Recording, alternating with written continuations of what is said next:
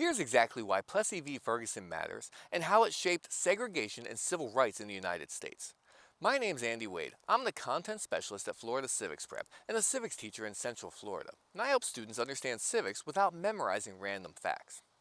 Plessy v. Ferguson was decided in 1896. The case challenged a Louisiana law that required racial segregation on public trains. Homer Plessy was 1/8 black and was arrested for sitting in a whites-only railroad car. He argued that the law violated the Equal Protection Clause of the 14th Amendment. The Supreme Court disagreed. The court ruled that segregation was constitutional as long as facilities were separate but equal. This decision legalized segregation across the United States. It allowed states to separate people by race in schools, transportation, and public facilities. In reality, separate facilities were rarely equal.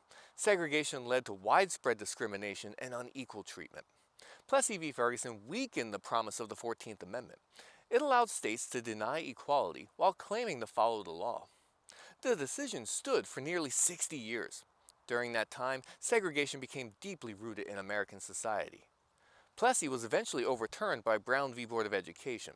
The court ruled that separate educational facilities are inherently unequal. Plessy v. Ferguson is now viewed as a failure to protect civil rights. It shows how courts can uphold injustice instead of challenging it.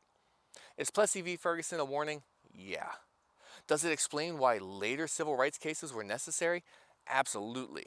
So if you understand Plessy v. Ferguson, you understand why equality required constitutional change and judicial correction. So if this helped, head to flcivicsprep.com. I'll walk you through civics concepts step by step, the way the exam actually tests them.